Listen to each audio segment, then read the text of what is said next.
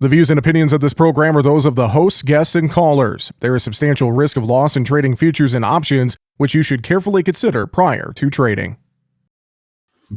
Well, as we closed out the week of trade on Friday, we found a little bit of green in the cattle futures and in soybeans, kind of mixed action elsewhere in the hog trade, a little bit lower in wheat and kind of quiet in the corn. We're going to look at things, though, as maybe a good, quiet end to what has been another volatile week of trade. Let's talk about it. Joining us for analysis and perspective, Joe Koima with Koima Varlick, KKV Trading in Sioux Center, Iowa. Joe, welcome into the show. And, I think that's the message, is that it was a quieter end to what has been another volatile week across the trade, Joe. Right. Yes. Thanks for having me on today. Kind of look forward to doing this a little bit more with you there. Yes, we were talking before this, I had to remind myself yesterday twice that it was just Thursday. So one more day. We always kind of come in here just hoping for one day where you can just have the market just in the cattle market, I guess is what we're talking about here, just to have a little bit of let's pause here. Let's try to figure out if we overdid things enough. But then every day you're just like, okay, that was a quick 15 minutes that we got our $10 trading range out of the feeder cattle for that time frame. But yes, we're still, market's still open here. You still got to kind of gauge how things are going. Quieter trade, smaller range, but still highly volatile. In a few minute span, we can have the market steady. Then all of a sudden feeders are up $2. I will say that something that's more quiet is the cash market in the north and the south. It's a struggle to really even quote much for bids out there.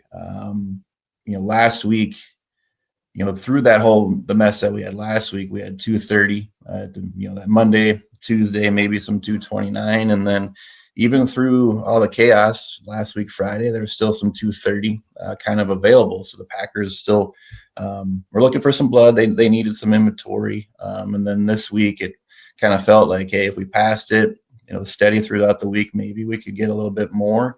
But unfortunately, the futures and their reaction right away. But this is the first time that the Packers basically just pulled their bids outright. And they haven't done that in a long time. I mean, there's been a lot of weeks this year that you had a train wreck in the marketplace to a certain degree, and the Packers were still out there looking, just completely ignoring it. But now they finally pulled that rug here a little bit. So it's tough to know exactly what they're up to, if they're just letting the futures do some of the quote unquote dirty work or what we have going on here. But that's the quietest thing right now in the countryside for sure. Well, and I'm glad you brought that up on the cattle when it comes to the cash side versus what we've seen in futures and all the volatility in futures. Yet cash is held fairly steady in here, I guess is the best way I could put it. Yeah. And we're starting to see that divergence again between cash and futures that we had, 6 months ago, 7 months ago, like the beginning of the year, where we had this, futures had a big discount to the cash trade. And so I just wonder if, producers could maybe have learned some risk management lessons from a few months ago to maybe where this market currently sits, Joe. Right. Especially from the hedger standpoint here. I mean, we finally had, basis that we were given 3-4 months ago, which is very encouraging. It tells you to keep moving things there, because on the spreadsheet, your gains on your gains back on your hedge, that portfolio is better than what it was a few weeks ago. So there was some encouragement to kind of, hey, just keep them moving there. That's still a great price. Cattle are going to be working at this cash price, whether it's, it could be, the average of this week is probably, I don't even dare guess, but it's going to be 225 to 228, just say on the average. I mean, that's going to make cattle still work right now. The thing that we don't want to get ourselves into, kind of going back to what I talked about first, that the Packers pulled their bid for the first time in a long time. That I hope that doesn't transfer into next week. It looks like there's some numbers that will transfer into next week that we're going to carry a list in the next week. Let's not get ourselves in trouble that way. We know the weights are big. The Packers wanted them that way the whole year because of great demand. But let's not turn into our own worst enemy right now that we just make them bigger because that's the cheapest inventory. There's some feeder sales that are dropping immensely right now. So doing a little bit of a flip there and buying some replacements now, you can kind of pencil them in a little bit nicer than what they were 2, 3, 4 weeks ago right now. So let's make sure that if you get a bid, you might have to think about it, but don't let them carry into 2, 3 weeks from now type strategy. So that's probably a lesson that we might have to kind of re-engage here a little bit so we don't get in trouble. Let's talk about the hog complex a bit here. The word I've used a couple of times the last several days is listless. It just feels like hogs don't have a story, don't have a direction. We've drifted down. I've wondered if cattle have had a role, maybe weighing on hogs a bit. What's your feelings in this hog complex here in the early part of November, Joe? I think a little bit of especially when it comes to hogs like versus cattle, like cattle, the fundamentals, what the cash is, all that type of stuff. Hogs, it's tougher. And we do rely a little bit more on what the funds are doing. And since the government shut down, we don't have that ability to see where they are. Before the shutdown, we saw funds have a very large length in that marketplace. And that was right up into that report that it showed maybe a little bit of expansion or a little bit fuller barns, so to say. But that was kind of the high note of the marketplace. And we've just been drifting down ever since then. So I think that report was maybe a little bit skewed, that it didn't show the entirety of it, because we have some numbers that we went through. We have weights that are huge compared to a year ago, and it just looks like the funds just had enough of it, and they were slowly getting out of their length during this whole process. So hogs are a trendy type of a marketplace. I mean, even compared to what the cattle have done here the last little while, hogs will just do that. I mean, it's $8 runs, $12 runs, as much as $20 runs in a certain direction, because it's just that way. And cash has gotten softer because of the futures market being at a discount. It's just been pulling everything down there. The highlights that I can throw out there right now is that our demand at this cutout level of $96, $98, $100 was really good. We're moving stuff really well. It's just the weights that are an issue. 6 pounds over a year ago, putting plenty of production on there. I'm talking to a few of our producers the last several weeks too, is that this disease issue also just spurred again, almost to the week of last year, basically. And it's not one of these, seasonal status of, it gets a little colder out, the wind blows, and the disease gets spread around. That happens every year, but this one seems to be a higher level again, kind of what we saw with last year. But that's not going to take into effect until we get closer to April, when we see that production down because of the disease issues that we have right now. So it could be a little bit of a slugfest here. That I think we can have a little bit of a ramp up here. I think we got some smaller numbers due to the diseases that we've had this year ongoing.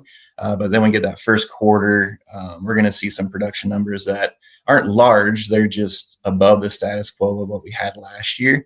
But this market right now, when a hog market can stay oversold like it is for like 2 weeks or 3 weeks, if you can get a move like today where it spikes low, makes a new low for the move, and then have it just creep up higher and close positive, you're going to get a little bit different twist on the charts. And that's kind of what you have to go off of here a little bit. But as far as hedging down here, I'm afraid kind of missed the boat to a certain degree. But if you can have a $5 to $8 rally come through, into February and maybe into April months, I'm talking about, guys got to look at some put options, if that makes sense, at that capacity there. But I like the stuff that I'm hearing. I don't like the disease issues at all, but I think that's going to create a little bit of a silver lining out there for late first quarter, early second quarter next year. Yeah, and hopefully we can keep some of those disease issues like PRRS and more under control here this winter. I'm thinking out loud a little bit here, Joe. The volatility we've had in soybeans and meal, things like that, I'm wondering if that's played or aided any role in some of the hog market moves here recently. That soy meal has been cheap for so long. And when you can have a marketplace that stays that way. We were $3, below that for a long time. Eventually, you're going to build a huge demand base for that, and once it starts creeping higher, then you're going to get a little bit more demand with it too. I don't know if it's going to directly affect our market necessarily, but I'm always intrigued with like China. We don't hear a whole lot from them when we look at our pork exports. It's Mexico, it's Mexico, it's Mexico. And we know that ever since they had African swine fever in China, that they got rid of all their lower end production and they put up apartment building complexes basically for their production. So I wonder if this little that lag in the meal prices for the last year and a half has built a good enough demand that their prices over there have popped a little bit in China, but they've been suppressed for a long time, which tells me they have a huge amount of production that they have. And eventually the feedstuffs are going to, I think, point of more what's happening in China as far as their production goes for pork.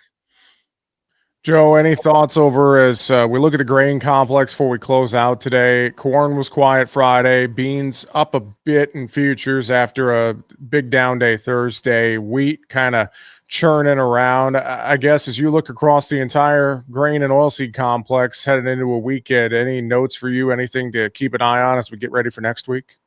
We found the funds pretty good net future buyers of meal and of beans especially. And I think yesterday you just have a market that's extremely overbought. You also you need to feed the bull every day. We're promised these huge amounts of beans that China will purchase, and then we see that they're still going to Brazil, which makes sense when you look at the price structure that we have. But I think that was maybe just a letdown yesterday that, hey man, we need to see numbers. We got to see a cargo go, and then it doesn't happen. So then that pullback might be a little more severe than what it should be, but it's part of an overbought market needs to have a correction. Let's do that. Beans sometimes don't like to stay between $11 and $12. So if we could just get up and through this, it's nice that we're staying above $11, not popping back below it. Some nice features this morning is that China did. They have delisted some terminals way back when the whole thing started. They re-enlisted them, so that's the reason I think the market's a little more calm today, because you kept the bull fed today, got a little hungry, and we got something to show that, hey, they're engaging one step closer. Wheat, we saw a cargo go over there. That's at a low enough price for long enough too that we got some good underlying support here. And I kind of think corn is along for the ride. Positive future in the next couple of weeks. We're actually going to have a grain report in a couple Fridays, which I think the market is once and probably anticipating that we went up for a reason the last little while as well. So there's some good things on the horizons here for grains yet. Good thoughts and perspective. Joe, folks want to reach out, have a conversation with you and the rest of the crew there at Quibquam Varlick. What's the best way to reach you? Yeah, we'd love to talk with you. Give us a call, 1-800-358-3047, or just check us out on our website there at kkvtrading.com. Joe Quibquam Varlick at Sioux Center, Iowa. Thanks for joining us on Market Talk. Have a great one, Joe, and we'll talk to you again soon. Yeah, thank you. Make sure to subscribe to the Market Talk YouTube channel. You can watch our latest interviews with top market analysts in the country, find bonus content, and much more. It's easy. Just go to youtube.com/@MarketTalkAg and hit the subscribe button. Or you can search for Market Talk Ag on YouTube.